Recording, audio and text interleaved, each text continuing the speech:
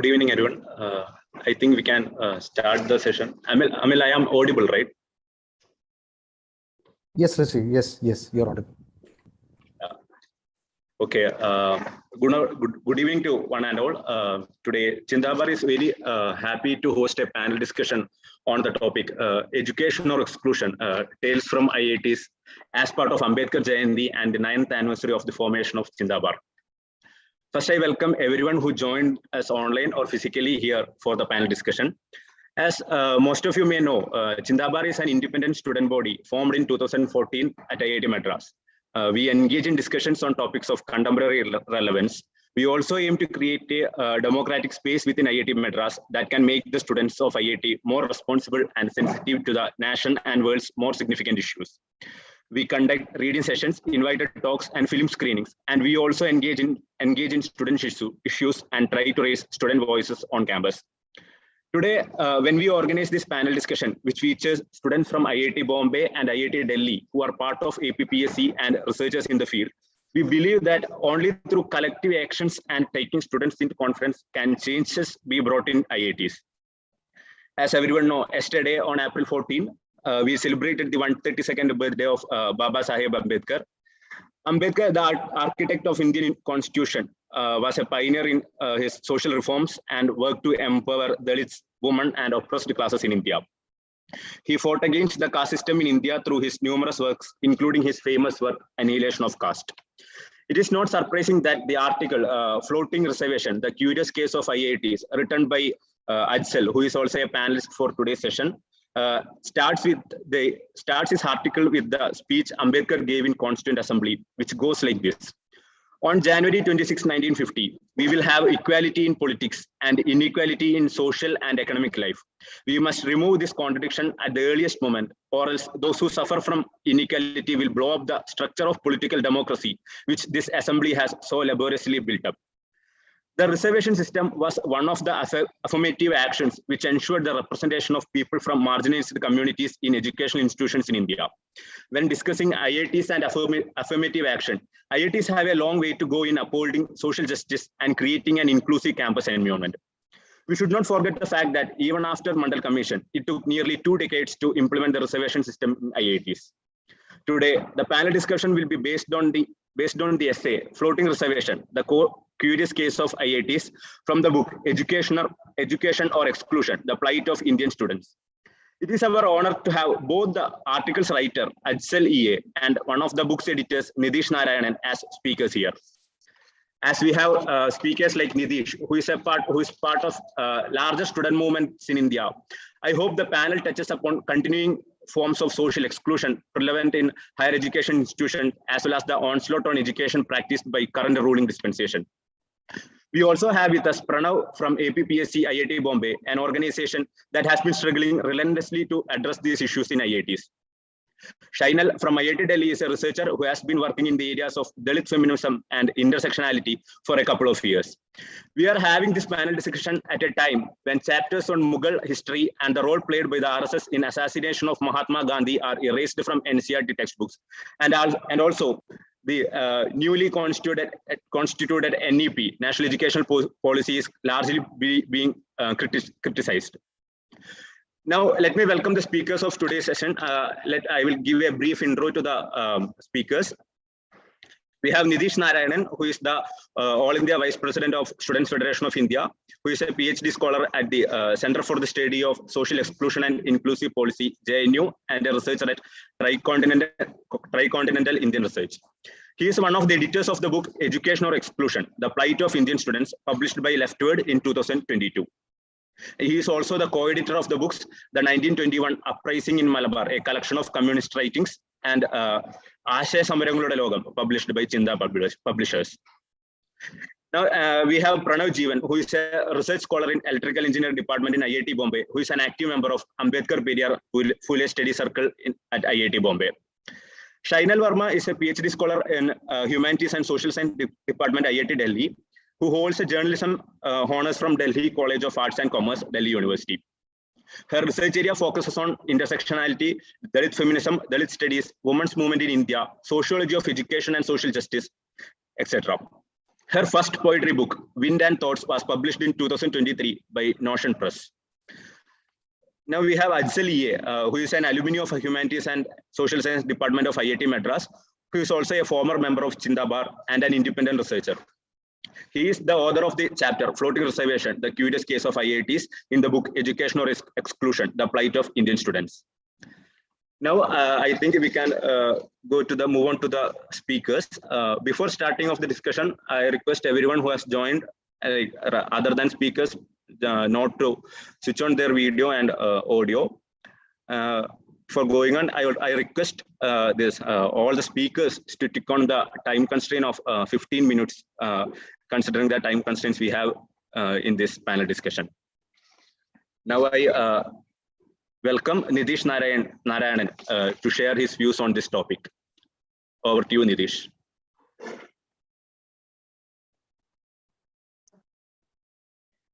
Thank you, Chindabar, for organizing this talk and also inviting me, giving me an opportunity to be part of this discussion.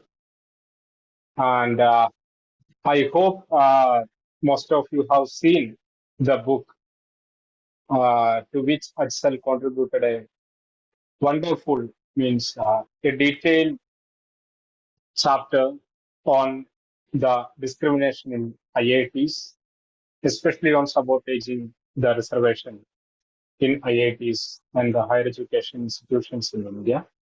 The book, Education or Exclusion, the Plight of Indian Students, was an attempt to understand new education policy from its all aspects, how the impact of new education policy from school education to the research level. We thought that NEP is going to be a central point of discussion for many years to come. So it is important that the student community, academic community, and also the general public understands how this particular policy is going to affect education in particular and the democratic echoes in our society in general. That's why different scholars, activists, young researchers, authors, and all were approached and asked them to evaluate the effect of NEP in different sectors of education, and we compiled it. And this book came out of that effort. See, this panel discussion started with Ajsal's quote, of Ambedkar, Ambedkar's quote, which Ajsal used to begin his article. I will also read another quote again of Ambedkar, which was used by V.P. Sanu and Achikali, who also contributed another article to this book, which is called Enriching Caste and Withdrawing State, an analysis of Modi's education policies.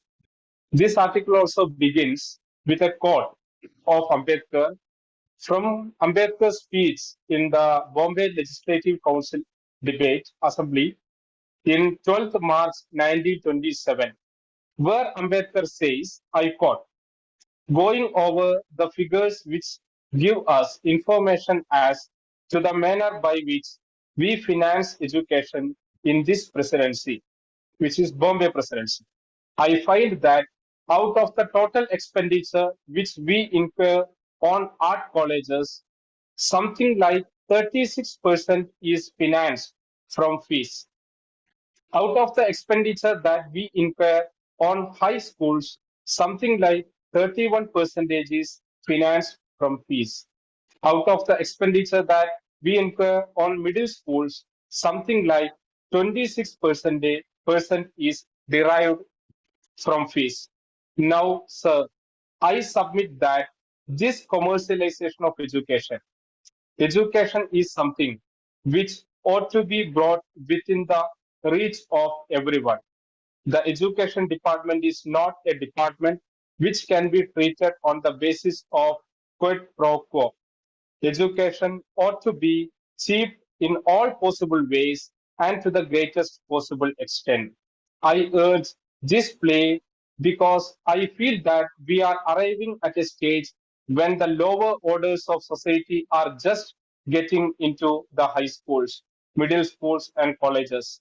And the policy of this department, therefore, ought to be made higher education as cheap to the lower classes as it can possibly be made. While looking into the present condition, we understand that what Ambedkar demanded almost 80 years ago still stays far away from reality in India.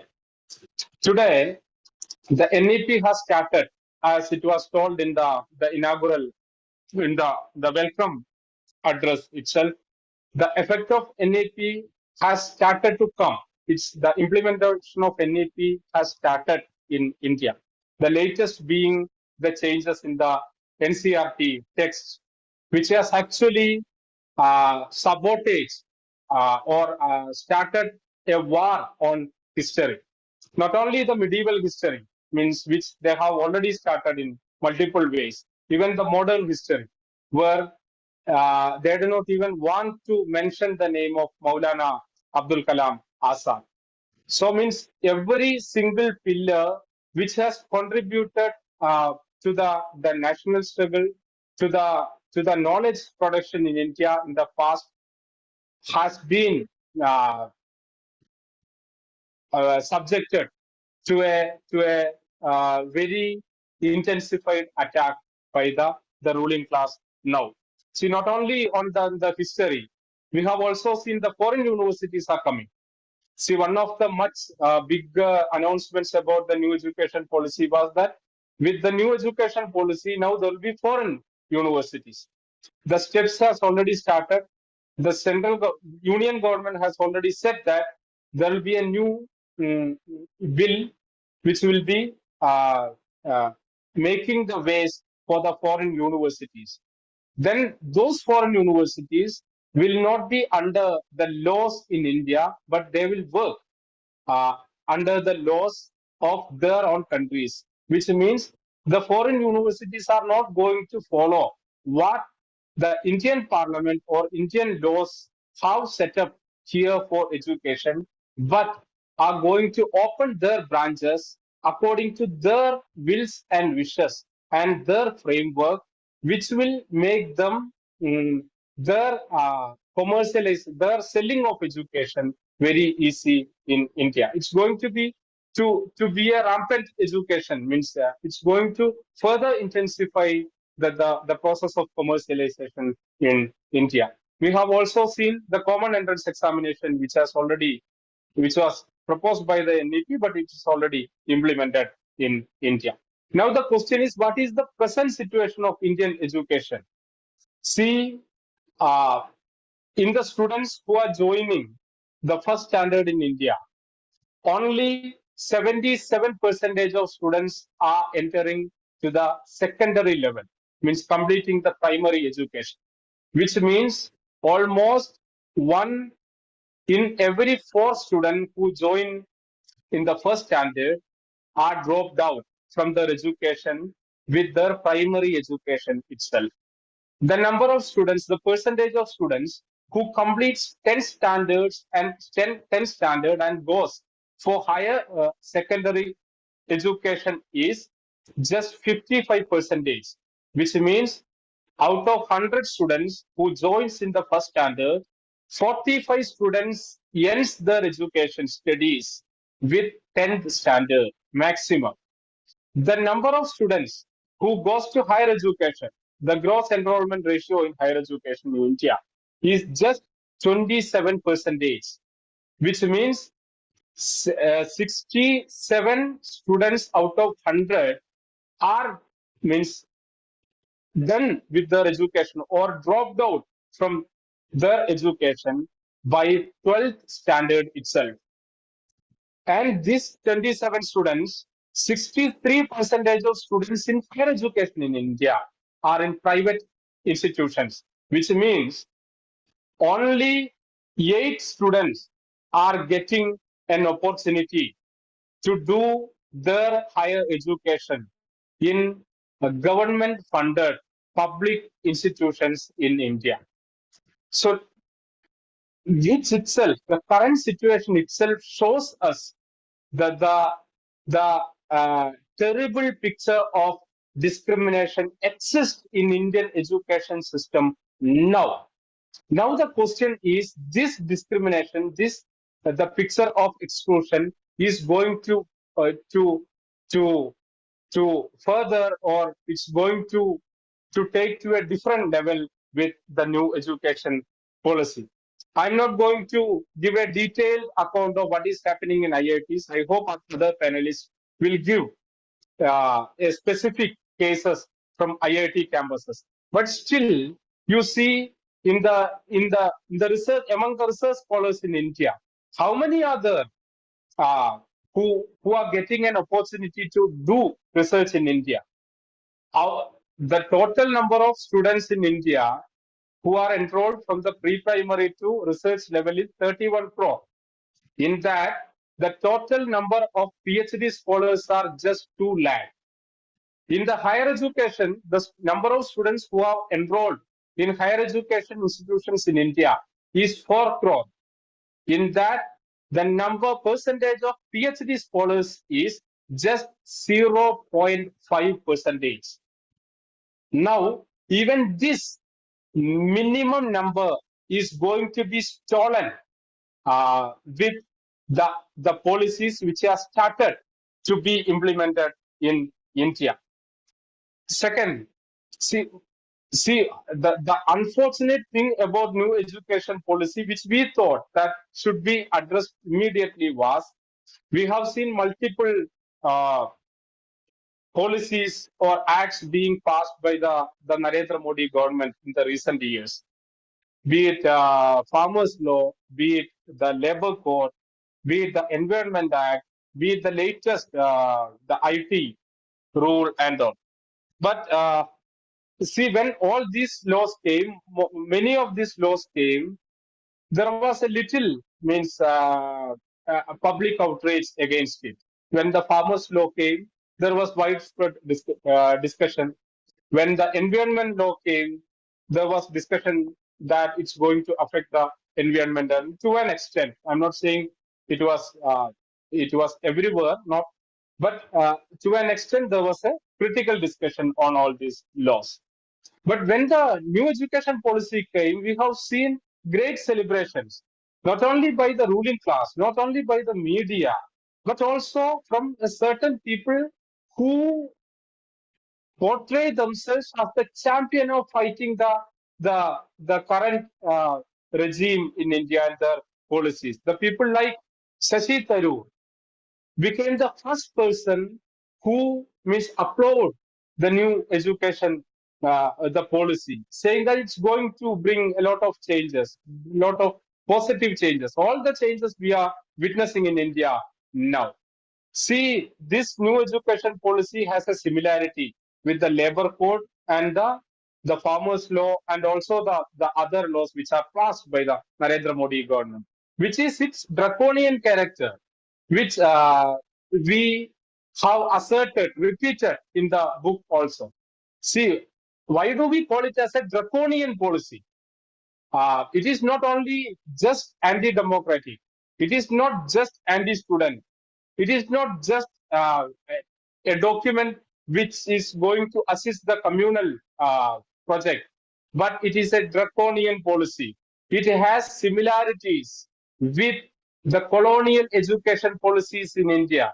What was the aim of colonial education policy in India? We remember the famous Macaulay's Minute in 1835, which actually defined the character of colonial education policy to produce a community which will be Indians in blood, skin, and color, but British in their taste, in their loyalty, in their thinking, that the British colonial masters wanted to create a community which will assist them in their project of looting Indian resources. They do not how to get people from their own countries, but they will get cheap labor from the native community, which will assist them to loot, to plunder the resources of the colonized countries. The same logic is being represented in the new education policy also. What was it so celebrating about the new education policy? One thing was its stress on the vocational training, that it says that from the sixth standard itself, the students will be given vocational training, and which means that students will get trained to better improve their capacity on to do the jobs, and which will provide them better jobs, better opportunities in their life. Now the question is, who opts vocational training at the age of 10 or 11? And what kind of a vocational training will be provided at the age of 10 or 11, which will be the so-called unskilled work, maybe battery charging, or some carpentry, or some electrical work, but nothing on the knowledge production. Who will opt vocational training at the standard of 6? That will be the first generation learners. That will be the children of Dalits and Adivasis. That will be the children of working class, poor peasants, agricultural laborers, daily wage laborers, which means those who think education is something with which they have to get some or the other kind of job immediately to overcome the miseries of their everyday lives, which means these students will opt the vocational training at the age of 11, which will block their marks or their entry to the higher education. So who will go for higher education? Who will go for the research and knowledge production? That will be those, the privileged section. The students of working class, the students of Dalit and Adivasi communities, the students of first generation learners will be systematically discriminated from their entry to the higher education and knowledge production. In this way, this education policy is institutionalizing discrimination. It's a policy framework which institutionalizes discrimination, which we have seen in multiple levels. We have also seen an education policy which propose exit policy for students. See, instead of making an inclusive atmosphere which will give confidence to students that to enter the higher education, there is a new education policy which gives the option to exist. Ideally, what would have been done? Students would have been given more scholarship. Students would have been given more infrastructure. Students would have been given more government education institutions where they can study without fees or with scholarship. Instead of that, a government is proposing a policy document which offers students a policy to exist. I think I have taken enough time. I will add if there is anything in the discussion later. But let me conclude saying that this education policy is nothing but a systematic institutionalization of exclusion in Indian academia. Thank you.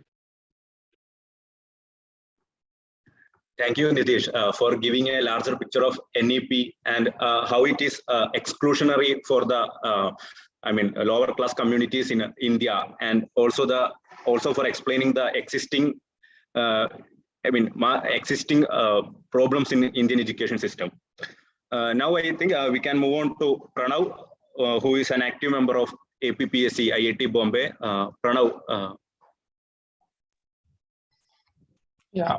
Can you hear me? Yeah. Audible. So the previous speaker has actually given a very well articulated and talked about all the important points of what is wrong with NEP and how it is exclusionary for the entire education system in the country. I will focus more on the IIT story, like what is happening in our IIT, especially around the topic of reservation. Because APPSC IIT Bombay, along with Chintabar and APSC IIT Madras, have been collecting a lot of data on how reservation is being violated in faculty recruitment and PhD admissions for the last 2-3 years. And I will just give a brief overview of the data that we have collected and also some other instances, which is more particular to the IIT.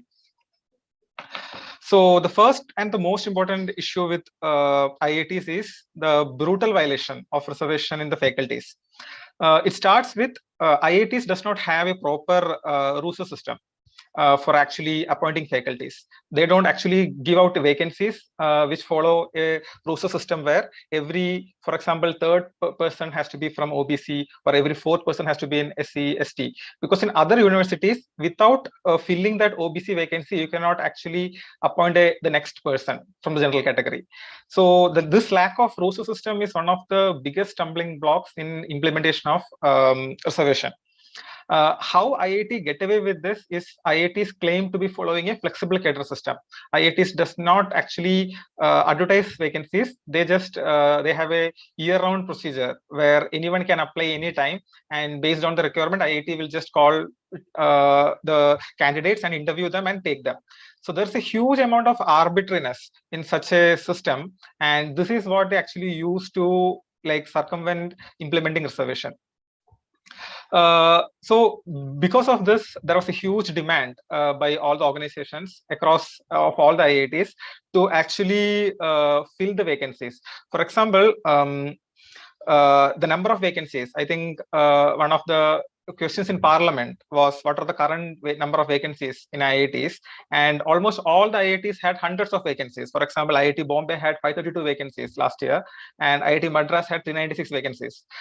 So, and when we look at the faculty composition currently, we see that more than 90 to 95% of all the faculties come from general category.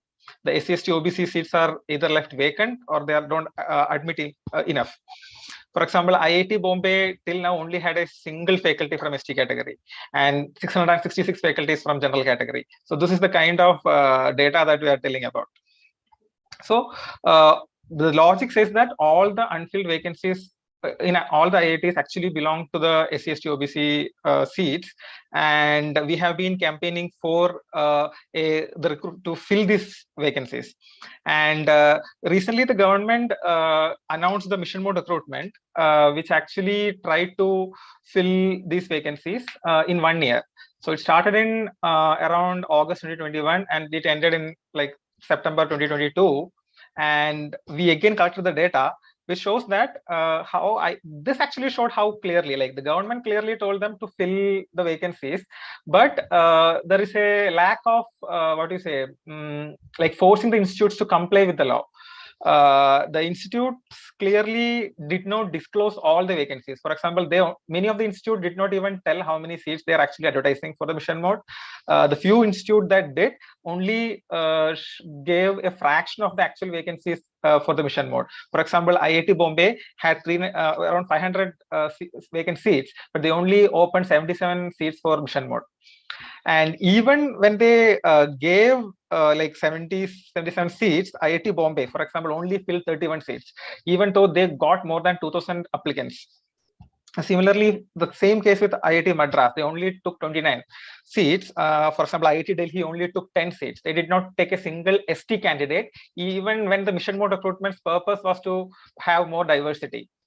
So this clearly shows there is a lack of will in the part of IITs to open their space, especially the faculties, to admit more members from the SC, ST, OBC community. From IIT Madras, you might know about the incident with Professor Vipin Vital, where he had to face caste discrimination and he finally resigned from IIT Madras. He had alleged that during the mission mode recruitment, the humanities department had, like, instead of opening a position for Dalit studies, they changed the title to the vacancy to Indian writing in English. Similar things happened with instead of calling for political science, they called for political theory, and instead of economics general, they called for applied economics. So the basic idea was to narrow down the field so that more candidates from SC/ST OBCs cannot apply, because when you like try to narrow down the field, the amount of candidates will automatically reduce.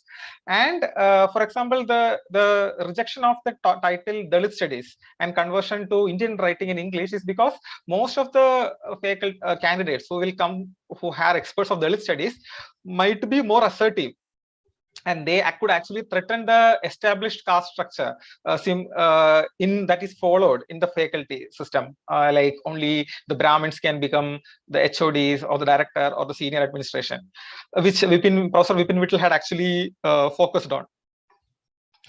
So this is not just with respect to IIT Madras. This happens in all the IITs. For example, if you look at who becomes the director of IITs, who are in the positions of dean, who become HOD, there is literally no faculty from SC/ST or OBC communities who actually reach these positions of administrative positions of power.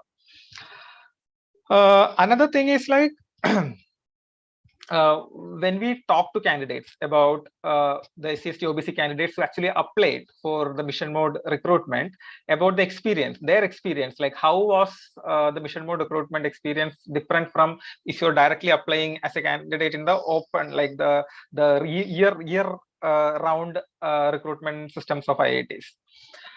They said that normally when a candidate comes for a faculty interview in IIT, they get interviewed by a panel of 7 to 8 faculties. They are given like 1.5 hours to present their entire PhD research, doctoral research about their papers and all the work that they are proposing to do. But for mission mode recruitment, the candidates were sometimes given less than 10 minutes. So sometimes even less than 5 minutes, and the panel comprised maybe like at most 2 to 3 faculties who are very disinterested to listen to what the candidate has to tell about their interview. And since the IIT faculty's interview is a completely arbitrary, like opaque process, there is no guidelines on how many people should be on the panel, how many people whether the panel should have someone from SC/ST OBC backgrounds, especially when it's mission mode recruitment, to know that there is no caste bias against them. For example, all the IITs are supposed to have a liaison officer from SC/ST OBC community, who is supposed to look after the implementation of reservation in staff appointments, in faculty appointments, and in student appointments. And they are supposed to send an annual report on whether the institute is actually in compliance with the reservation norms. That's the first duty or the first responsibility of the liaison officer. And when we RTI'd the ministry, like to send us all the reports submitted by the liaison officers, the ministry responded telling that we don't get this information. So like none of the, so even though IIT comes under the ministry and all the government orders are applicable to them, the government also does not try to get the information from the IITs. There is no follow-up by the government, and the institute in itself does not actually send any of this information. So there's a clear lack of will and intent, and there's a clear understanding that no one is going to question them when they cannot, and they can openly like discard these guidelines or these rules. The second point that I want to raise, which most of the conversations with regard to reservation often misses out, is with regard to postdocs. So for becoming a faculty in IIT, most IITs does not just ask for PhD, they also ask for postdoctoral fellowships. Like how many postdocs have you done? And most IITs in their advertisement claim to ask like 1 or 2 postdocs, like 3 years of postdoctoral research is like it's not a necessary criteria, but it becomes a very determining factor on whether you get a faculty position in IITs. And postdoctoral fellowships are offered by the government. It is funded by the Consolidated Fund of India, and by default, it should follow reservation. So all postdoc admissions should follow reservation, but they don't follow it. So, for example, IIT Bombay currently has 391 postdoctoral fellows. They took 337 in 2021, 124 in 2020. So, like, there are hundreds of postdoctoral fellows, and when you take all the IITs combined, there will be more than, like, it will be in the range of thousands. Now, none of the IITs actually implement reservation in postdoctoral fellowship. Like, there is, what they tell is, so we've asked IIT Bombay, is there a document that is telling IITs that you should not implement reservation in postdoctoral admissions? And as a response, they told that they could not find a document which actually tells that you should not follow. But then by default, because it's a government funded research, you have to implement reservation, but they don't. And some of the claims that they make unofficially with regard to postdoc is that since it's not a permanent position, it's a contractual position, we don't have to implement it. If that is the case, then we will always also have to campaign for implementing. Like, there should be a, just like the CEI reservation of in Teachers Cadre Act of 2019, we will have to ask for a government order or a law which tells that all the postdoctoral fellowships have to obey reservation, and there should be a follow-up on that also. Like, someone has to scrutinize it every time, because oftentimes, like, what is currently happening in IITs is when someone, especially from the Savarna caste, gets a PhD, one of their faculty, who will obviously be another Savarna faculty in the IITs, they will send them to another faculty in another IIT for a postdoc. So there's a thick network which actually guides and determines whether a person will get a postdoctoral fellowship or not. And this thick network is a caste-gated network. And unless we break that monopoly in postdoc admissions and postdoc fellowships, the number of people who can actually,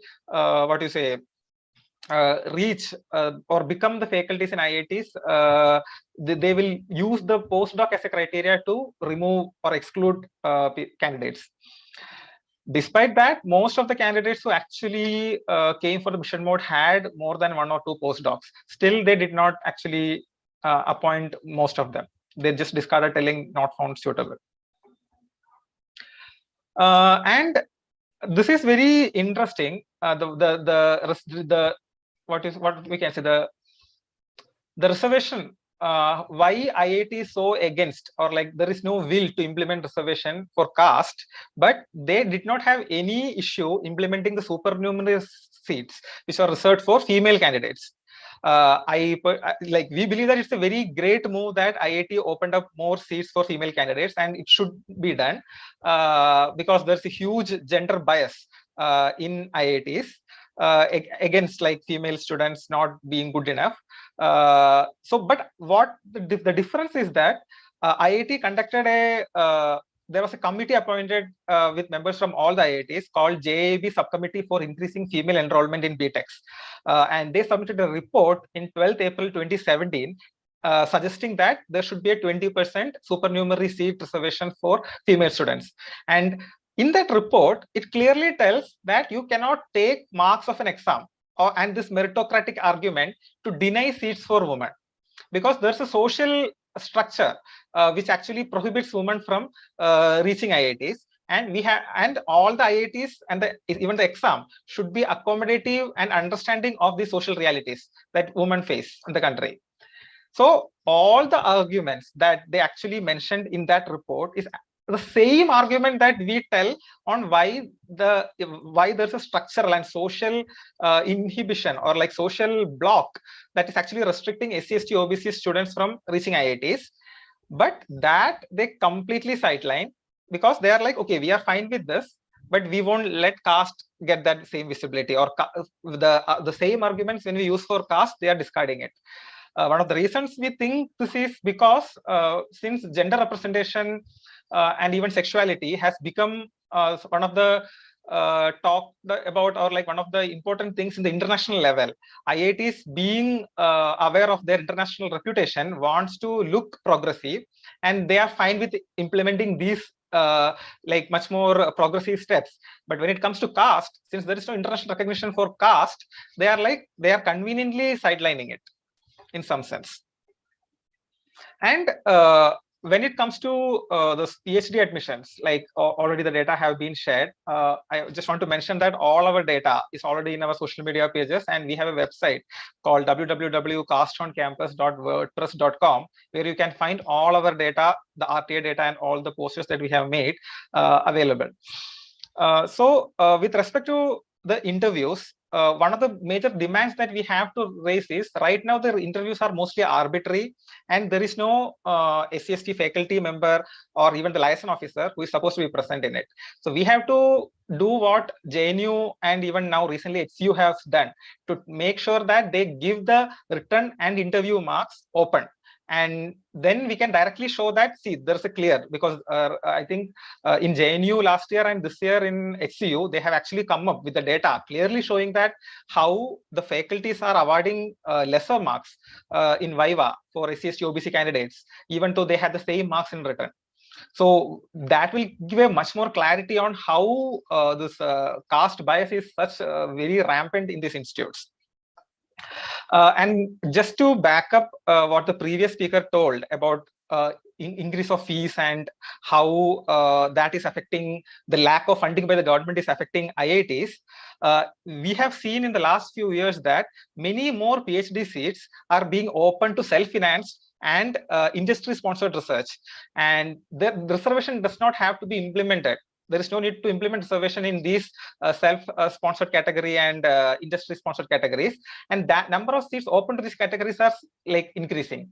So what is happening is the number of intake of, which is not even proper, reservation is not properly implemented, but this is actually further lowering the number of SCST OBC students who can actually enter IIT through for PhD. And also, just to point out one thing about IIT Bombay. IIT Bombay has international collaboration with University of Monash, and in this Monash program, there is no reservation, even though it is the government who is funding the stipend and everything. So just to summarize, there's a clear violation of reservation in faculty, in postdocs, in PhD, and there has been other ways to used by the IITs to remove or lower the number of SCST OBCs from increasing into the or from coming into IITs. So yeah, thank you for this opportunity. Thank you, Pranav, for a very detailed explanation of how IITs surpass the reservation norms through various methods, like in whether it be a faculty recruitment process or whatever it be. So, like as you said, we should demand a proper procedure on faculty recruitment and postdoc recruitment to overcome these issues. Thank you once again, Pranav. Now I welcome Shainal Verma from IIT Delhi to speak in this panel discussion. Hi, good evening to all. I'm Shainal, and I'm also a member of Ambedkar Periya Phule Circle, IIT Delhi. Thank you to Nitheesh and Pranav for laying the groundwork for us to understand how systematically the violation of reservations has been taking place within the so-called, prestigious and meritorious institutions. Since the historical legacy has already been talked about, I also want to reflect on the lack of factual information that I as a member also have, because seeing my positionality within IIT itself, and as a person who started asserting within IIT Delhi, and this was last year in September when I was just having this conversation, and I was asking individuals that is there a collective that is running, what is the state of SC/ST cell, and I find that there is no SC/ST cell in IIT Delhi so far, which is again a violation. And it is mandated to have a SC/ST cell within every educational institute, and there was none. And not just that, the students, we screened Fanry for the first time in IIT, and over 100 students came up. That was a start, and from there on, a lot of mobilization took place. A lot of students started coming up, telling us how they're facing caste discrimination within the campus. But there's a lot of fear mongering within the campus itself, where students, especially from science backgrounds, who are from marginalized backgrounds and who are within science departments, they fear to even come forward and like speak to us at times. So and the state is so abysmal in trying to get facts of how much of reservation policy is being followed so far, that so many times we've had meetings to get these answers and take accountability, but so far we have no answers. So recently, last week only, we had a meeting with the entire SC/ST cell, which is just now formed last month because of the pressure that Ambedkar Students Collective and like APPSC Delhi, both they are just one. Both of them are one body, like students who are from the same group running the two bodies. So we put the pressure to actually make the cell active, and that is when the cell was established last month after months of mobilization. And this is something which marginalized students, I am reflecting more on the lived experience, because I due to the lack of facts, but also there is this flawed notion that we only need to rely on what is factual, because here lived experiences, and I'm also someone who's from social science background. So I want to more focus on the lived experience of marginalized students, that already this revival of historical oppression is taking place, where the reservation policies are being violated. But on the other hand, even when students make it within these institutes, what kind of treatment is being given to them, what kind of social environment is available to them, how safe do they feel within these institutes, what kind of language is used when people in power positions, professors and their mentors talk to them. So these are very important questions, I feel, to even for the policy should have had these questions raised. But this whole absence of, or the conversation on reservation is completely absent in the policy itself. And how can a policy centralize itself when the diversity of students and the kind of disadvantages they face is itself so vast in nature?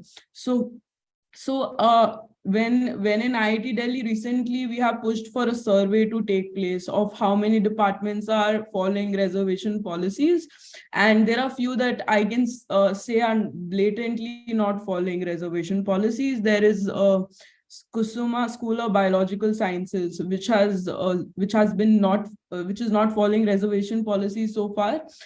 Even Social Science Department, one cycle follows reservation policy, and the next summer cycle doesn't follow. So it's like one cycle they follow and the next cycle they don't follow. So it is going in like that. So I am feeling that what has been conceptualized, that schools are the ideological state apparatus, is that they either make students the dominant or the dominated. This is very much visible in IITs, where youth conferences which support a Brahminical ideologies are very outrightly organized, and you will find Vedic conferences happening very outrightly, and that is allowed within an educational institute. That is allowed. But on the other hand, when we hold our events, or we put our posters, we are constantly asked to go to security to take permission for just putting the poster of Baba Sahib Ambedkar. That's it. Something as simple as that we have to like struggle so much for within an institute. And I don't think this is something that our students are supposed to do within an institute. We did not come here to fight every day, to feel like we need a space to feel safe, to belong very easily. But it's not easy at all. It's so difficult for our students to even feel safe and to just merely belong in a educational space where their mind should be free from these sort of problems, when only then a student can study properly, I feel. And even when there are very meritorious students that who come up and speak, and they take part in activities, they don't get the representation also. So how this flouting or reservation is taking place is just very simple statement that, again, the student was not meritorious enough. Now, how is this merit again and again being defined only by certain individuals? Who are these people defining merit, first of all? I think that is something that we need to again and again look at, because it's only a group of people. Again, pedagogical exclusions are taking place every day. Already Dalit and Buddhist history was removed, erased from the curriculum, and now it's the Mughal history as well. So for so long like this, how much of erasure can actually take place, and how much of this question, that constant engagement, what kind of mental toll it will take on marginalized students again and again to witness their own erasure within institutes that are meant to engage with the history that even their communities bring on the table, that the kind of contributions they have given to the society, and all in a dignified manner. I mean, not like a battle. Like, this is not, again, a reservation has never been a poverty alleviation program. It has always been about the question of representation. And constantly, ASC members and APPSC members inside IIT only have one complaint: how students, marginalized students, every day face this discrimination, how they are called quota students, how they are constantly mocked for it, to the extent there was a student from the science background whose professor did not know his caste, and one day his professor finds out his caste, and he's sitting in front of him, and they shared a cup of tea together. And when he plans to leave the room, the professor says, apna cup dho ke jana, like, clean your cup and go. Now this happens within a premium institute, IIT Delhi, within a so-called metropolitan city. How in which world do we accept that caste does not play a role within education? And this I'm trying, I want to move forward from the gaslighting that constantly happens when we have these meetings. How much am I even allowed to speak within these meetings, because I'm the sole representative there? It's not even when Ambedkarite democratic policy says that there are no hierarchies in a group, that I should have had more members with me speaking, and there are certainly more members, but the fear is so much. The students also have their own limitations in speaking in such spaces. There is the role of power constantly. So I carry the privilege, because I'm from a social science background also. This is my research, so I'm also like more keen to talk about it. But then students from science backgrounds, it becomes very difficult for them, because they say, if we come to these events and if we get highlighted, it's gonna be a problem for us. Not just that, within this, sometimes when we have these events, position of responsibilities are given to students. They are the extra curriculum points that some students get for these extra curricular activities in IIT. So most of the collectives in IIT give these PORs to students for these activities. But so we have been demanding these PORs for students who are in Ambedkar Students Collective. But we have been told that you cannot take personal benefits. Or even when we raised the question of TA-ship, we were told that no, you cannot take personal benefits from the SC/ST cell.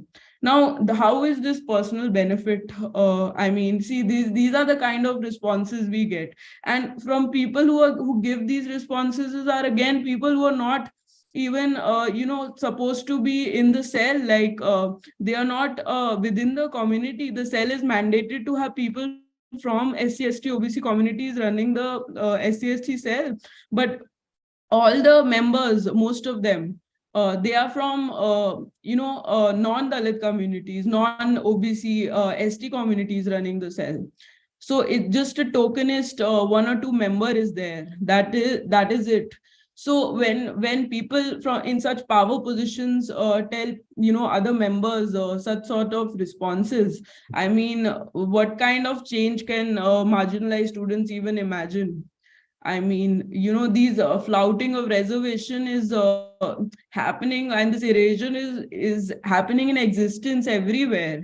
It's not just in policy or paper. I think it's transgressing that, and how this is it's this sort of cultural capital that Savarna communities have within IITs, and how easily one can be oneself within such institutes is also like so much of privilege, right? So many questions have recently been raised by PPSC IIT Delhi, and we have demanded clarification and accountability of how much reservation norms are being followed. And we also are interested to raise more questions about the mental health of marginalized caste students within these institutes, because even the counselors that give counseling supposedly they are not caste sensitized at all. And many students have complained to us again and again that even when they go, and there is a form that is given prior to the counseling session where you have to mention your details and the problem in like broad three keywords. And sometimes when students mention caste trauma and they walk in the counseling session, there is no addressal of their caste trauma. and and I understand that might be a something that might be a professional limitation, sort that someone who's not trained in caste trauma cannot comment on it. But there has to be some sort of support that should be there by the institute, and these support mechanisms are not there, unfortunately. And we're trying every day for these mechanisms to take place, and for students to feel more safe also, and for reservation policies to be followed. Recently, so IIT Delhi is about to start this workshop for MSc students and MTech students, PhD, to sharpen their soft skills so they take part in postdoc easily. So apparently they have started this, but I'm not sure, like I'm hoping that it actually helps students, and more students are welcome to take part, students who actually need this sort of help, especially students who are facing so much of language barrier also. So we had a meeting with director where after Darshan's death, because we had a condolence meet, and director called 150 SC/ST OBC student to speak to them. And we all were talking, and students had internalized casteism. Some science students, that they themselves said that we are weak. And these sort of statements from students only reflect the kind of societal treatment they're getting, and they have begun to internalize it to that extent. And it is so we had a conversation with those students. Why do they feel so? They are not at all weak. They cracked the IITG, and they came within the institute. And this is just the Savarna ideology that has seeped into some students' mind. But once we talked to them, and all they needed was some motivation and self-confidence, which they did not probably find within the institute. So I feel these support mechanisms are very much needed. I mean, definitely reservation in itself being followed is the major goal. But even when it is followed and students enter into academic spaces, even then the struggle is there to sustain oneself academically and personally. So I'll end on that note. Thank you for inviting me to speak. Yeah, thank you, Shainal, for throwing the light upon the, daily lived experience of the students in the marginalized communities in this premier institutes, and also for sharing the experiences, like the people who are part of the organizations, being targeted from the admin part and faculty part. Now we will move on to Ajsal hear his views on this topic. Ajsal. Hello. So Ajsal. am I audible? Yeah, you are audible. Yeah. First of all, good afternoon, everyone. And thank you, Chindaba, for organizing this event. I'm part of the 9th anniversary of the formation of Chindaba in IIT Madras. So I've been a member of Chindaba during my studies in IIT Madras, and it gives me immense pleasure to be a part after graduating from the institute. So regarding the book chapter, which was a part of the book Education or Exclusion. So as Nitheesh pointed out earlier, it came about during last year when there were more discussion on the new education policy. There were a lot of student movements and education policy makers who were raising critical views against the new education policy and its possible issues. However, there was a part in broadly in Indian academia who hailed it as a remarkable policy document of this century or this millennium. So, one thing I looked at during while writing this chapter was as part of organizational work in IIT Madras, as well as associating with other student organizations, other IITs. The issue of representation or the number of students from third category, various sections, it shows an abysmal pattern because whenever we look at the faculty composition or the number of students in research programs, PhD or MS or MTech, we could figure out that the numbers are not as per the mandated reservation. Is there an issue with my voice? Am I not audible there? You are audible. Can you hold the mic a little bit near to you so that I think? Okay. Now is it fine? Yeah, I think it's fine now. Okay, fine. So I'll continue. So looking at the NEP and the issue of reservation, both had some linkages because NEP is a part of the decade-long tradition of withdrawing the state from the responsibility of education. If you look at the budgetary allocation for the past 10 years or past 20 years, we've been spending very less amount in the sector of education. For example, like there was a policy document after the Kodari Commission, which proposed to give about 6% of GNI at that point of time to the education sector. It has to be fulfilled within a span of 20 years. I think like it was in 1965 to 1985. Those 20 years, it was proposed to increase the spending by 6% of the total. But if you look at the last 5 years, we could see that our spending in education as part of the GDP, nearly 2.8% or 2.9, it remains stagnant. And while looking at other indicators, education sector, just after the COVID pandemic, we could see a uptick in the dropout rate as well as other indicators like the money spent on higher education, especially in the recent budget.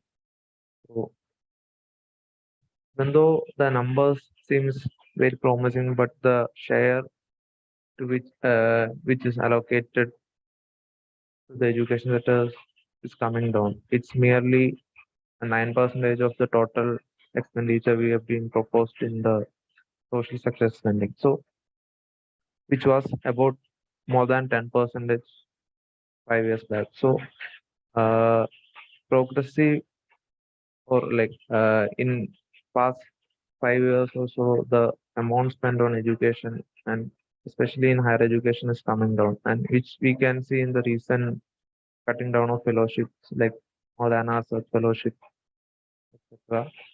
and especially conducting the NET and JRF exams in a combined manner.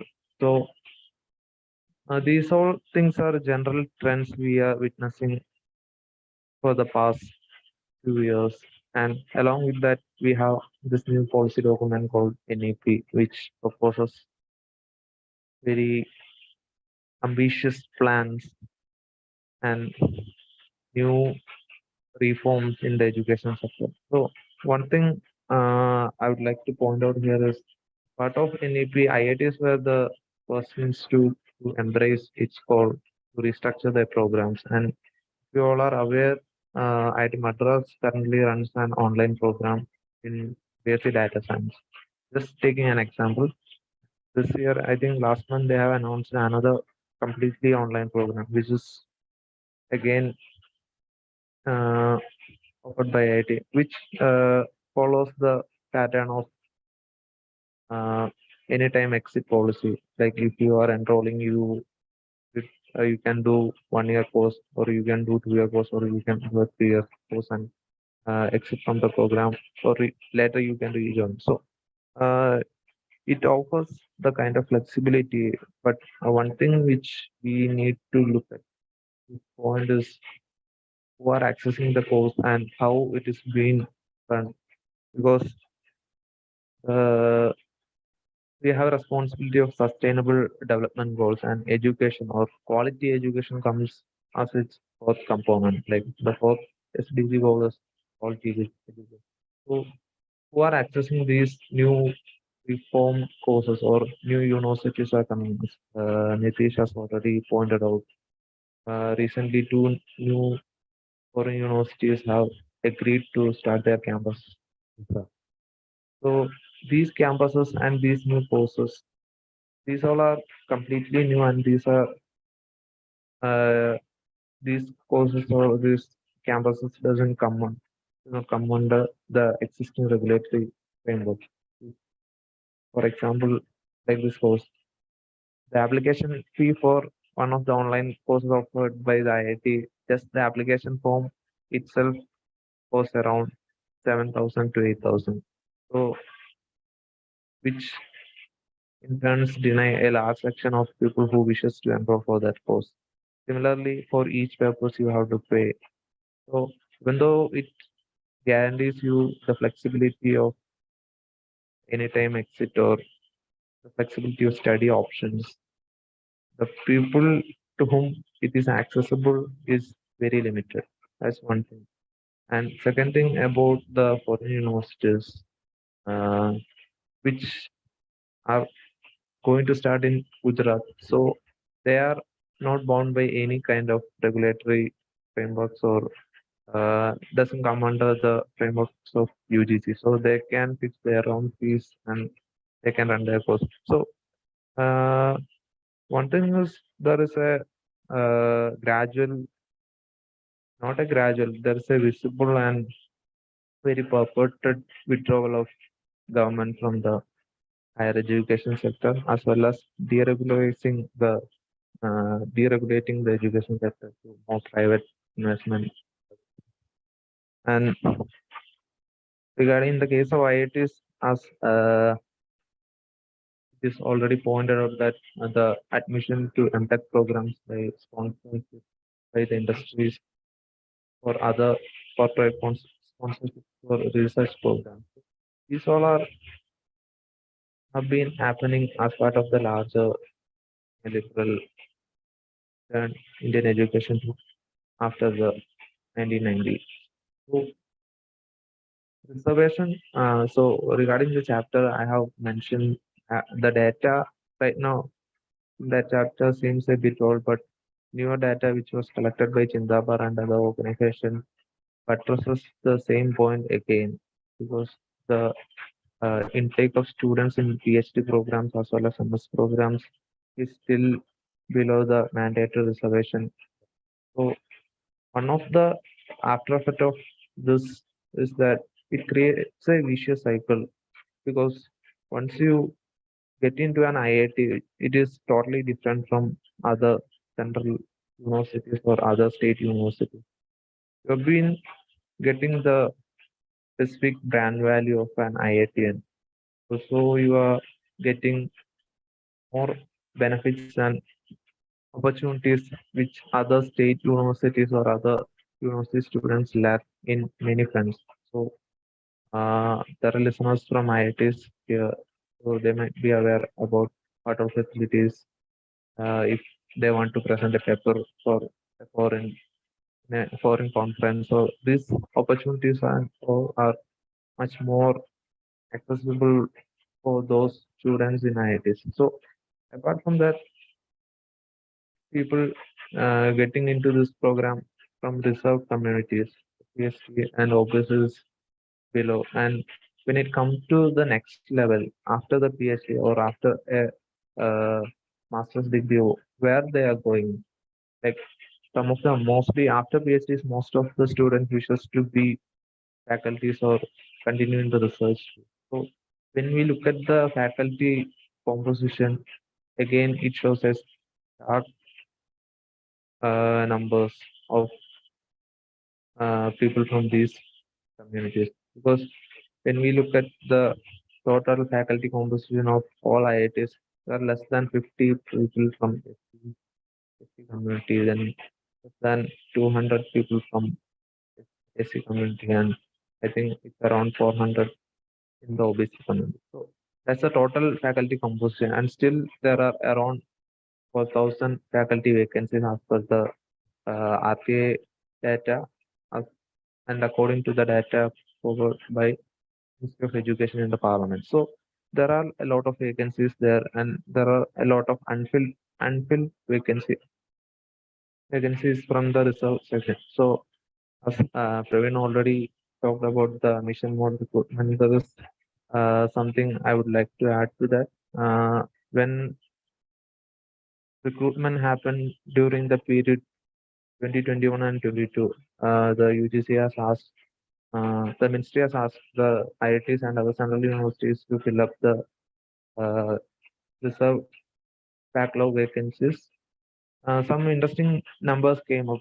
Many of the IITs doesn't keep up the, as he already mentioned, they follow a flexible cadre system, unlike other state universities where you are mandated to fill a reserved post and go for the next.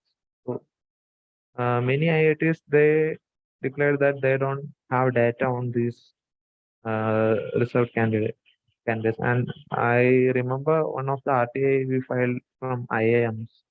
When we asked for the social composition of the faculties, they responded that we don't keep the social composition of faculties, whether they are from general SC, ST or OBC. So this is a blatant violation of some parliamentary law which was passed in 2019. This CA regarding the recruitment of faculties. So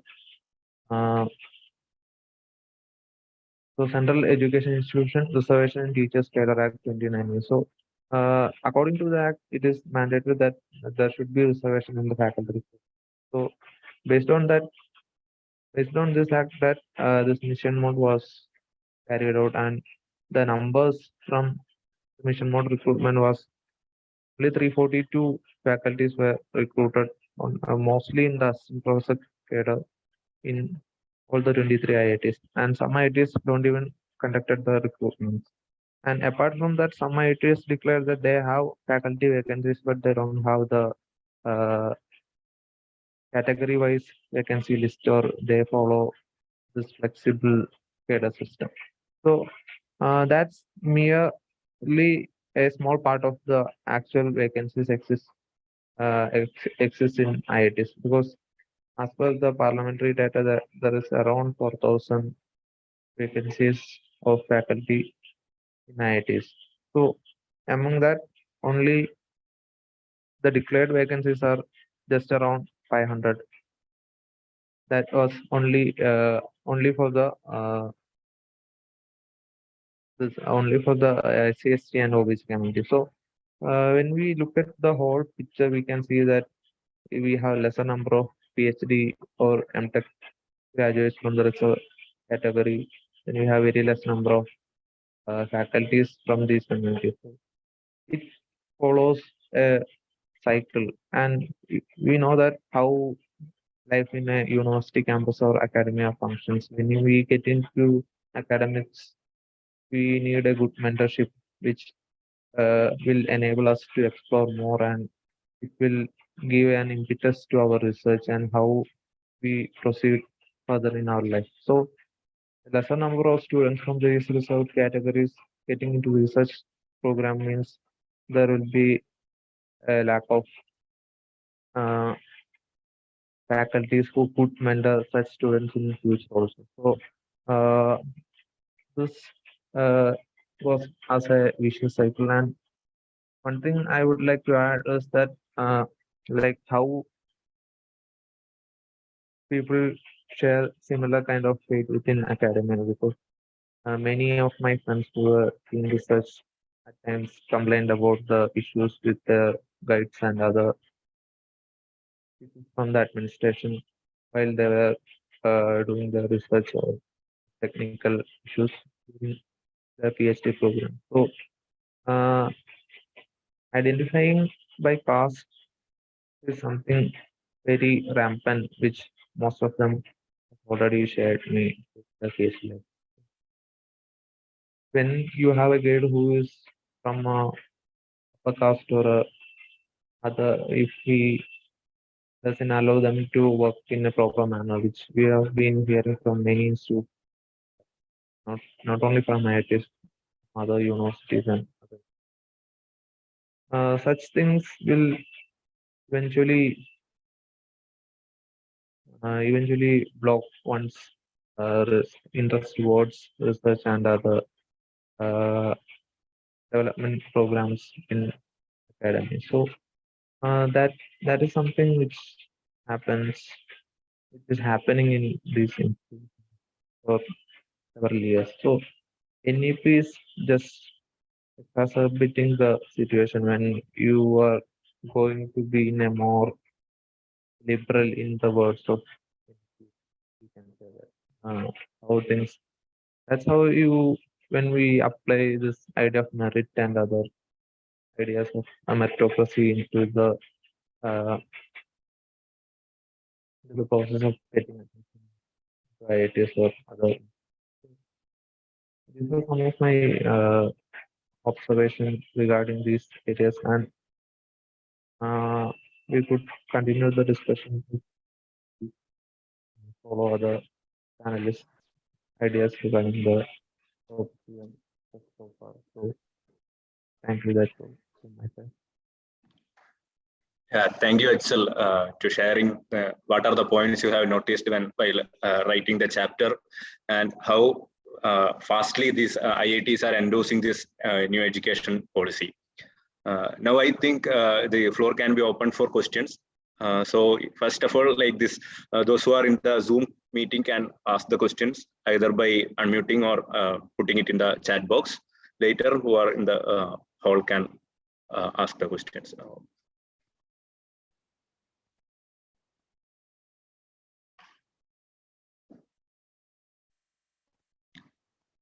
If you have any questions, you can ask.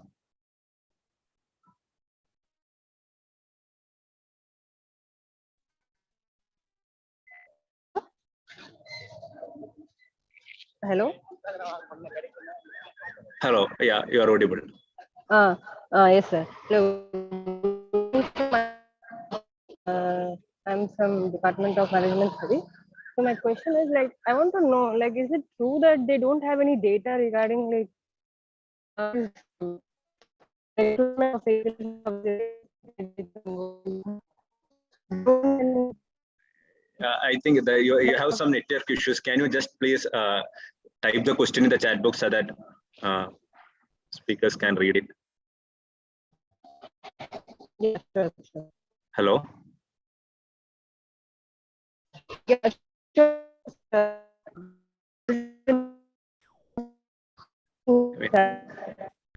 Your voice is breaking. We are not able to hear you. Can you please type the question in the chat box so that speakers can see it?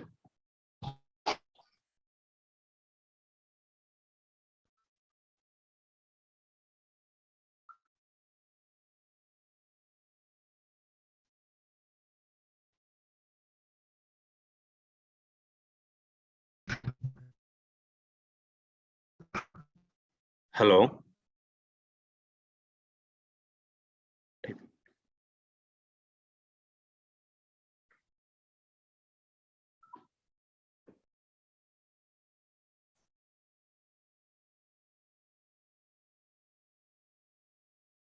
So if you, okay.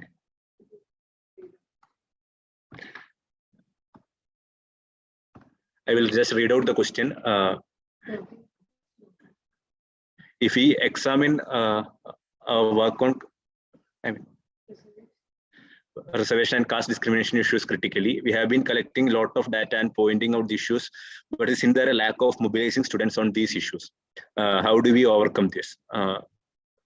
Any of the speakers who is ready to answer the question can answer the question.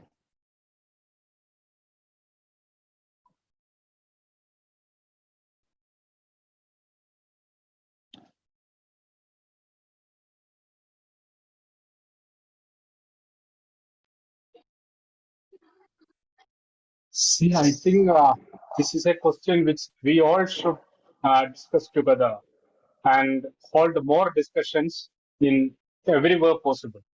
See, let me tell you one example. Asimpralji University, which actually produces in every year data on social exclusion and the socio-economic conditions in India on various fields and all. There was a student protest in Asimpralji University campus in Bangalore a few weeks back. But the students actually mobilized, that too for some simple means demands, with some simple demands on their bus fare or something inside the campus for some better treatment and all. But the moment students mobilized together, then when they started to have a kind of their own space and voice, the administration means started threatening them, saying that their scholarship will be withdrawn. The students who are participating in the protest, see, in Indian campuses, students are made second-class citizens. Look at NEP. There is no word about campus democracy. In Indian campuses, more than 98% institutions in higher education institutions in India do not hold even a democratically elect students union. There are no students union elections. The students who are voters for various elections in India, those who are students or researchers in Indian IITs, IIMs, even central universities.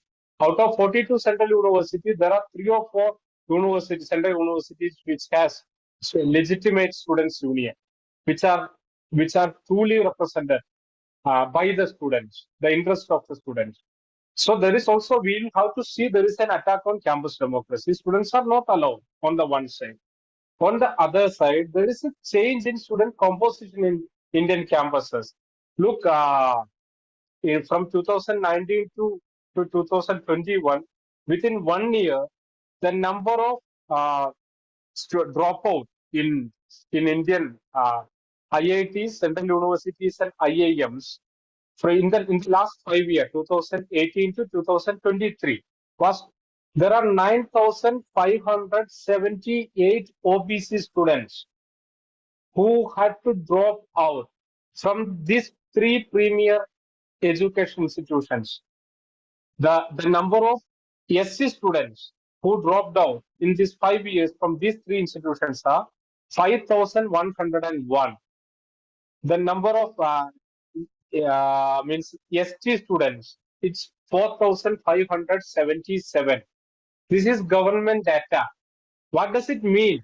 That you are making your campuses more accessible for only the students who are from the privileged sections, who will not voice against the policies, who will not demand a structural change, who will not represent the interest of the deprived sections in different ways. So the campuses are systematically turned in a way that which will silently follow the aspirations of the ruling class. I will also give you one example. See, there were a lot of talks about the EWS, right? The reservation for economically weaker sections. What has happened actually in implementation? The first year, which was in 2020-21, see, the government claimed that they have allotted 2,14,766 seats to accommodate EWS. But in actually for some 400 crore or something. But the seat has actually reduced from 2019-20 to 2021. In the first year, the data available to us, then 2,456 SC students in the entire PhD scholars in India have reduced. 382 ST students, the number reduced. Among the OBC students, there is a decrease of 6,000 students among PhD scholars within 1 year. So this systematic change is taking place on the one side.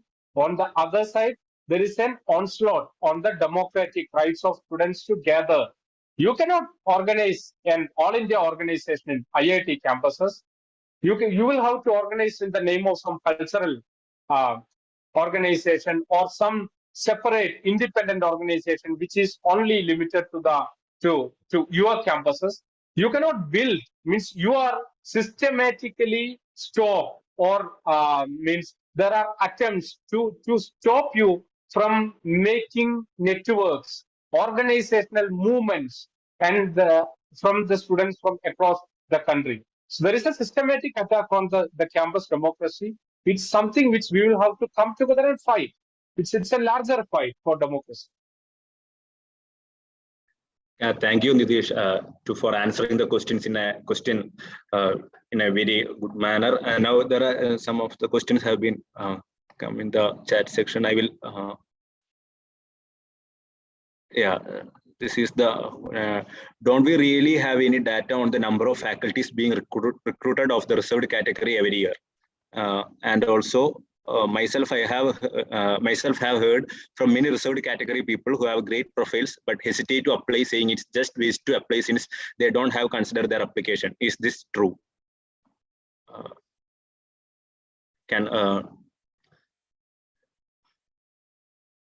Whoever is ready to answer the question, Shainal or Ajsal? I think I can. Hello? Hello. Am I audible? Yeah, Pranav, you are audible. Okay. So what majorly happens is that one thing, the application procedure itself, like I told, how when we ask students what happened, like not students and faculty candidates who applied for a MMR, what was their experience? They told that we have a PhD from good institutes, we have international postdocs, and yet asking them to finish their entire PhD work and research work under like 5 minutes or 10 minutes, and not even letting them finish and say, oh, your turn, your time is over, just get out. The way they are made to feel, that is a big issue. Like, why would someone who actually went through all their trouble and to get the kind of education that achievements that they have come here and get disrespected openly? It's a very way, like way to turn away good candidates.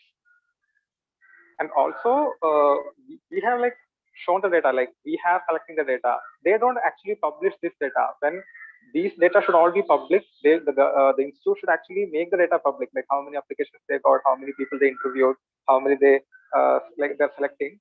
Unless we actually demand through an RTI that to like they won't respond in an RTI. We had to go for first appeal, sometimes even second appeal to get the data. So they want to create this opaqueness in the process so that they can do it however they like, with being completely arbitrary. So the only way to get the data is every student have to personally file an RTI for the respective institutes asking for the data, which again is a 1 to 2 month long process, and then they have to publish it. And that, like, we only started this RTI in the last 3 years, and like now we have like almost all the data from all the IITs, and like Sindapar has been asking the data in the parliament. without these two methods, we don't have another way of forcing the institute to actually declare their data themselves. And even after showing the data, like the institutes are very reluctant to admit that they are doing this, because in the Supreme Court there was a case recently on the violation of reservation, and the IIT told that, oh, we are following reservation, even when the data is openly saying that it's not. Like how the last panelist told, IIM Ahmedabad categorically denied in the RTI, telling that we don't keep the information of reservation or the category of the faculty. Like how can an IIM openly tell that? Like what gives them that confidence? Like that we can actually violate the policy and actually brag about it in some sense. Like because they know that judiciary is again completely governed by Savarnas, and the bureaucracy is again a Savarna dominated bureaucracy will never go after them and make them accountable for their actions. Yeah. Thank you, Pranav, for answering the question. Another question by Amil has been popped out. Like the NEP was passed in the middle of COVID pandemic. The pandemic exposed the faultiness in our educational system, especially the people from marginalized section who were not able to attend online classes. The NEP also promotes online learning, which will benefit the edtech companies. Don't you think that NEP will only widen the existing digital divide in the country?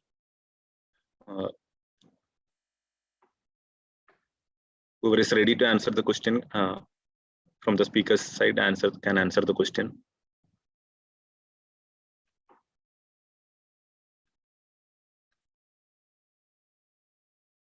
I think Nitheesh, I mean, you are muted, I think. I don't think we will have to go in very detail about the existing digital divide in India. It's a part of our everyday life. Means India is the country which had the most number of days where internet was blocked in last 1 year in the entire world. The official data came. Means you call it as the largest. You leave aside all the other infrastructure issues and the economic backwardness and all those things. Even in your democracy, blocking internet, blocking the access to internet has become almost an everyday affair in Indian democracy today. There are places like Kashmir where many months people were denied the access to internet. Then you talk of digital India and online education. I know a student who actually lost an opportunity to do his research abroad and some in one university in UK, but he could not join that because he could not check his mail, the notification. There was another student who had to travel all the way from Srinagar to Delhi to take a few pages of printout. Then we talk of means pushing online education. There was a data from the parliament, Indian parliament, which says that in the tribal focused districts in India, only 3.42% of schools do have ICT facility, which is information and communication technology, a computer with an internet facility. The number of schools in the tribal special focus districts are only 3.42%. Then you talk of digital education. In the first 6 months of the pandemic, the lockdown, we have seen how the jobs, employment, the economic situation of Indian people in the common masses, the migrant workers, the workers in the informal sector have been collapsed. The kind of rampant economic crisis. But one company which has tripled their income in the first 6 months of the lockdown was Byju's. This is how, and it's going to be rampant in the coming days. It's going to be open for the international tech companies. It's already there in India. It's another level of exclusion which is taking place in Indian education.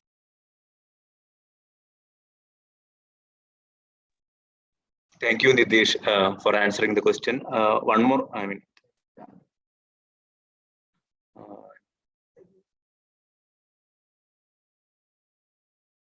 yeah, the questions question is like, I am curious about your experience with the Savarna and privileged students. Are there any encouraging signs that these set of students are becoming more sympathetic and are willing to work towards improving the situation?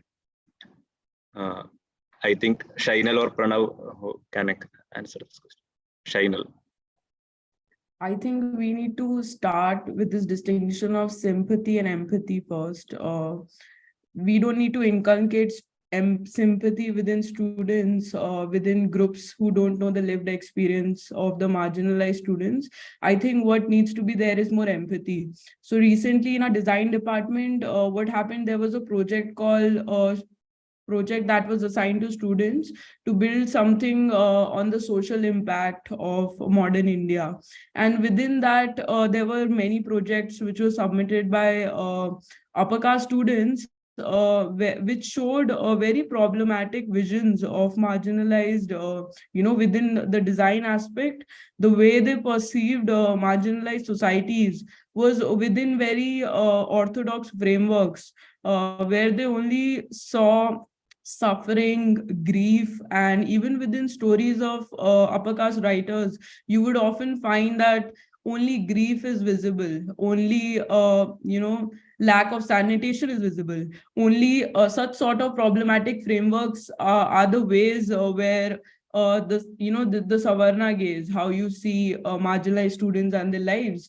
And I think that needs to be challenged, and this can only happen when there are more conversations and dialogue taking place, because no social change ever takes place. So even within IIT Delhi itself, there are definitely some students who come and sit, with Ambedkar students, collective members, and they are the allies, and I feel they're as important to run the movement in itself and to have the conversation, because this burden of also improving the social space and the social system is consistently upon the people who come from the margins, and that also needs to be reversed. This is not the burden of any one group to hold the democratic ideals together. It's the work of the entire nation. It's people, who are there, all groups, students coming from all backgrounds, and there should be more conversations on the type of food they eat, the type of lifestyle they choose to live, and there should be growing tolerance of that. So in IIT, when the culture itself supports vegetarianism so much, it's very easy for a Savarna student to exist fully. But when a Dalit student says they want to have non-veg, and specifically non-veg of which is beef or fish, that becomes very problematic in a public sphere for any student to be allowed to eat in. So I think for Savarna students or for any allies, the conversation should always be about how they can approach their own privilege. And within, I think what APPSC and circles like, Ambedkar Students Collective do is just give a space for individuals to reflect on that privilege, including the ones who are also within it. So it's never just limited to anyone who is an ally. It's for everyone, and certainly, but there is also this is just one part of how it should be addressed, but there is also another sad part, that people who are not affected by the caste inequities do not feel they need to voice for it or come forward for it. And unfortunately, within this system, it's very easy for a student to say I'm a Brahmin, but on the other hand, it's very difficult for students who don't come from that communities to even loudly speak who they are and where they come from. So within such spaces where they feel alienated, the least that I feel that students who are in classrooms, with people who are different, from a different background from them, should, for their capacities to listen. Listening as an act needs to be more nurtured, because this whole injustice of not listening, and this being abandoned by the civil society, I think this is where only sympathy is inculcated. But when students will listen to each other, they will also nurture more empathy. So I cannot make generalized statements that your question itself, it's a very important question, but even when I answer and if I mistake it to be general based on my experience, and I say that I hardly see Savarna students coming and joining our collective, that again might be a little problematic because, yeah, so that is just my view. So thank you. Yeah, thank you, Shainal, for answering the question. Now we'll take a couple of questions from the people who are physically joined in the hall.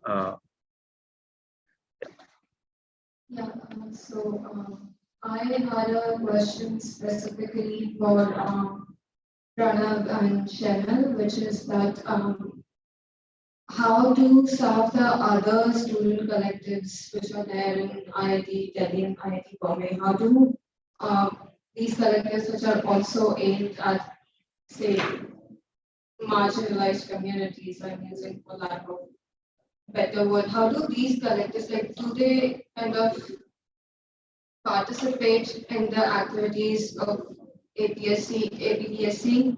So for instance, like IIT Delhi and Bombay has some of the earliest queer collectives that were there. So for instance, does Indradhanu participate in activities or support activities conducted by APPSC, or does Sati support the activities conducted by APPSC Bombay? So like, are there those sort of is there that sort of solidarity present on the campus within the student bodies? What I wanted to ask. Yeah. Can I answer? Yeah, Shainal, you can. Okay, I missed her name. I'm sorry. She's Garima. Garima. Okay. So, hi, Garima. Thanks for the question. I can only tell you about IIT Delhi. So, I think today only I was reflecting on this whole pattern of who is showing allyship to, Ambedkar Students Collective in IIT Delhi. And it's just one collective, which is Indradhanu, which is the queer collective of IIT Delhi. When we hold our events, only Indradhanu members, few members come to our events and we try to go to their events.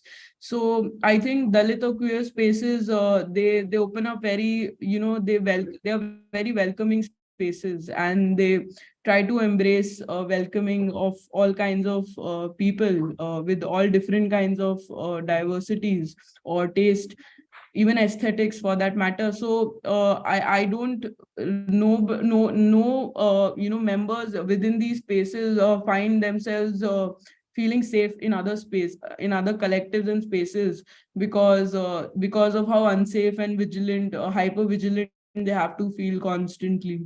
So there is absolutely very little interaction, or you would say no one except marginalized students, very except 3 or 4 members who are allies who are not from the collective. They come and attend the events. Otherwise, the number is very abysmal. Only we support queer events or the space they're trying to build, because we also understand the social justice movements, they are interconnected.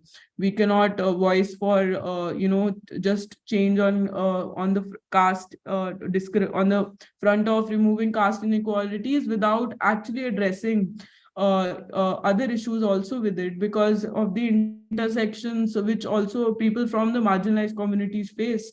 They are also often members of different collectives like Indradhanu or any other collective that is there on campus. There are also some students who are very much involved in very religious programs within the campuses. They also come and attend Ambedkar Students Collective events. So these kind of intersections are there when some students come, but it is very distressing. Lastly, we had 2 movie screening, and on Jai Bhim, for that movie screening only 5 people were there. So now can you imagine, we ordered like food for 40 people and 5 people showed up. And last movie screening was Jayanti, where 10 people showed up.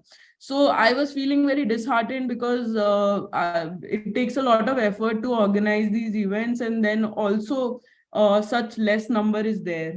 But then again, even 5 or 10 people come, sometimes there are students who just want to understand the question of caste, or want to engage with the experience of the marginalized students experience, and that art form also becomes a way for the student to engage with it.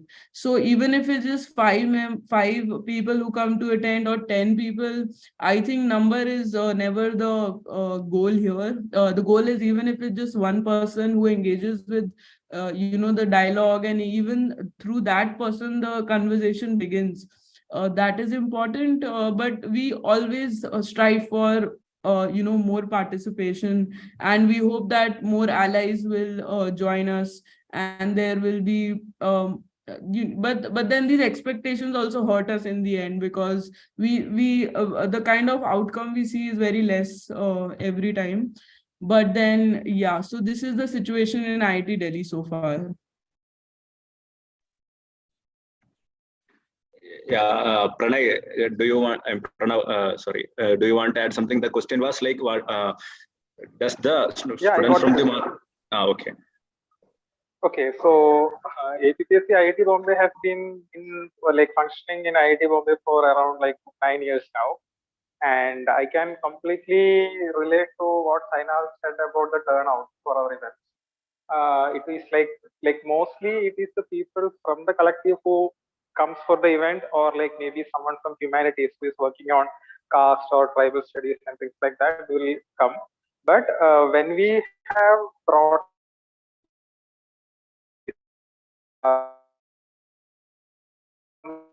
for listening to them, a few more people might turn up. So the biggest event that we had was by a Supreme Court justice after he got retired, Justice Salameshwar, which was attended by more than 300 students. So similarly, the same things have been happening for our protests also.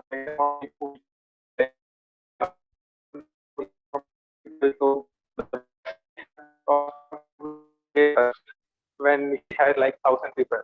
So I think it's a sustained effort of how what the issue is, what kind of the amount of work that we put in, and doesn't matter. There may be one event where you have lot of people, and next event less than 10 people might turn up.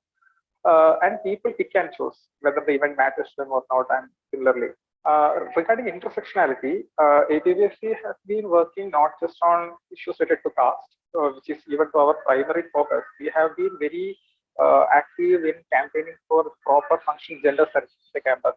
So for 1 year, almost all the activities that APBSC has been doing, in I think around 2018 or something, was to make sure that the gender studies are working properly, and to talk about the missing woman in IITs. Why there is the culture of sexual harassment, the culture of eliminating women from engineering. With respect to pure circles, IIT Bombay already has a formalized organization called SATI. A few members of SATI even come to our events and try to participate and understand intersectionality. But what we noticed is even in intersectional events, where when we expect people who suffer from other kinds of marginalization, we realize that when it comes to caste, there is a kind of that solidarity is not extending to caste in some sense, and that we feel is the result of the society. Like I said, how even IITs are much more open about gender issues and sexuality, because recently there was a Pride March in IIT Bombay, which was celebrated by the institute. So IIT is much more open to these kind of marginalization, because there is international recognition for it. But when it comes to caste, we don't see that. And the same is with the students also. And again, the lack of number of students who are active in these kinds of organizations, like pure group or feminist groups, the number of students coming from SC, OBC backgrounds are less, and students in those groups feel excluded, just as in the campus. So we hope that more and more intersectional studies and intersectional experiences will actually help students to understand that one kind of marginalization, how we can relate it to another kind. What Shainal talked about empathy, and I think that will be a way forward. I don't know how to do that, but I think the conversation has to keep on going on how to relate to one kind of marginalization from another kind. Yeah, thank you, Pranav. I think we can take one more question from the audience who have joined here. If you have any questions. Yeah. Ashutosh, come. Ashutosh, come near.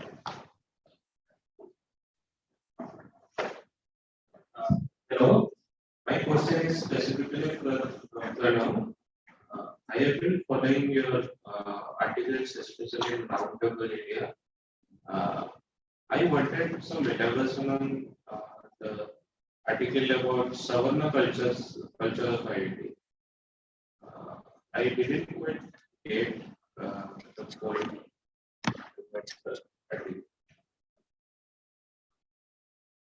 Hello, Pranav. Were you able to hear the question? Hello. Yeah, that was a specific question to you regarding an article, Savarna culture in IITs. Can you just say something about that article, which was there in the round table?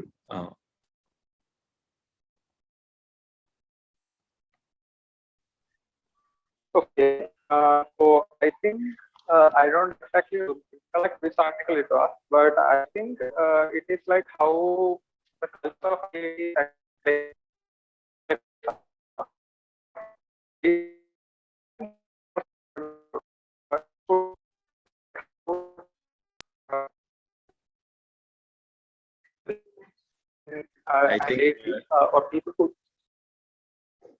I think there are some network issues with you. Can you hear me now? Hello, Pranav. Can you hear? Yeah, right now we can hear. Okay. So basically, it starts with food. The way, the kind of food that students from marginalized communities eat. For example, in IIT Bombay, none of the messes serve non-veg food by default. It's not part of the mess menu. You have to pay additionally for it. And there are these Jain sections. I think IIT Madras can relate to this incident because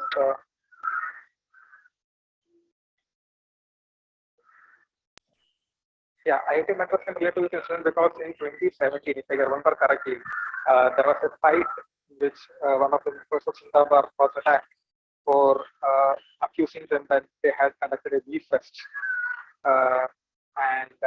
But similarly, there are like separate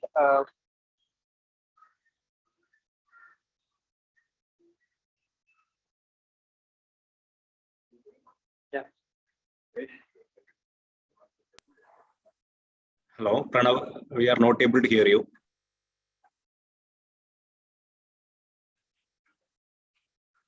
Hello.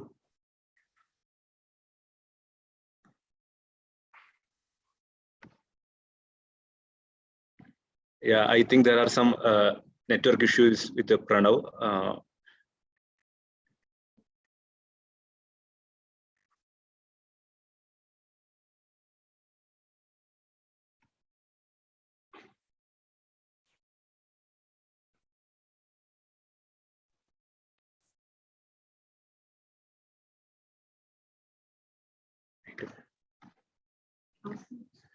Hello, Pranav, can you speak now? Hello.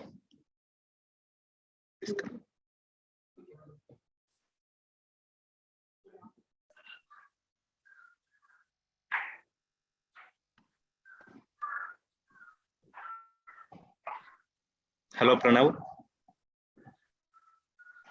Yeah, can you hear me now? Yeah.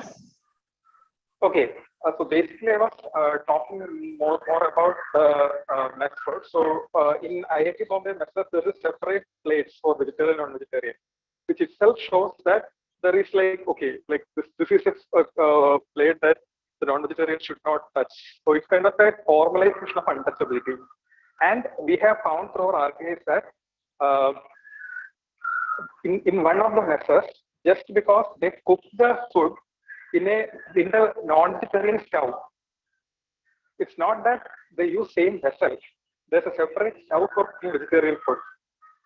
So this clearly shows the way the way of demonizing the eating habits of marginalized sections. Then comes the way like students are made to feel while they enter the campus. For example, the moment you come inside campus, you see all the surnames of faculty. You will never see a single faculty from the marginalized section. And that actually talks a lot about the campus here where you don't feel that you belong.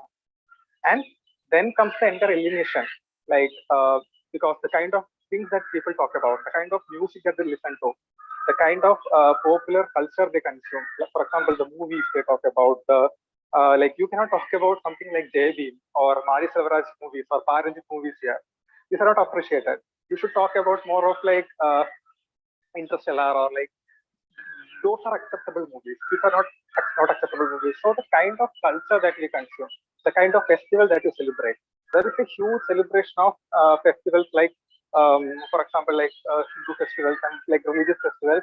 Also, and the moment you try to celebrate something like Ambedkar Jayanti, how that is being seen. So there's a clear way in which there's a cultural hegemony that is imposed on you, and the cultural shock.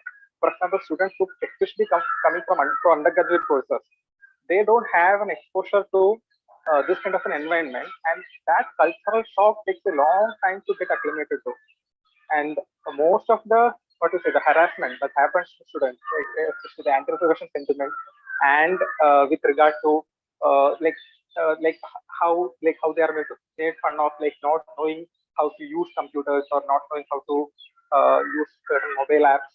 So many things are considered, like if the awareness are so familiar, are considered as knowledge that you already have to have while coming here. And once you cannot show that you know all these things, immediately you are sidelined or humiliated for that. And that kind of a cultural practice, like especially the clothes that you wear, how you comb your hair, whether you put oil in your hair. So there is like there are like instead of directly asking whether which category you belong to, there's always a subconscious way to know your rank, like a subtle way to know your rank, know your caste or your caste location here, and it is very evident when you are coming to a marginal section that like the campus kind of tells you that you don't belong there. And I believe that this is what I talked about in that article. Can you ask the person who asked the question like whether this is what they wanted?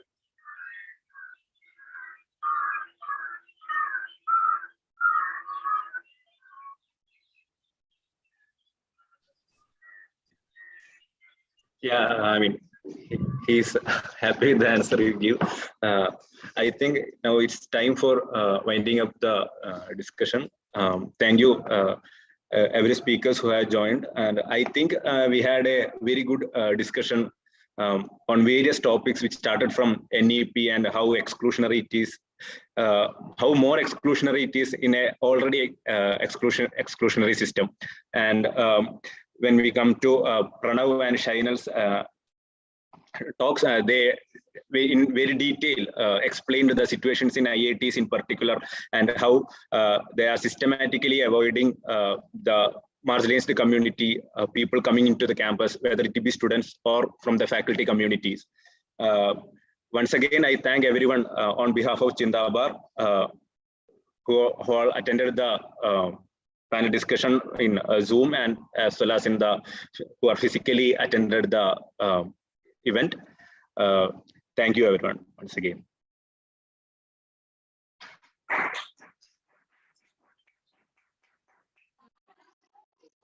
Thank you.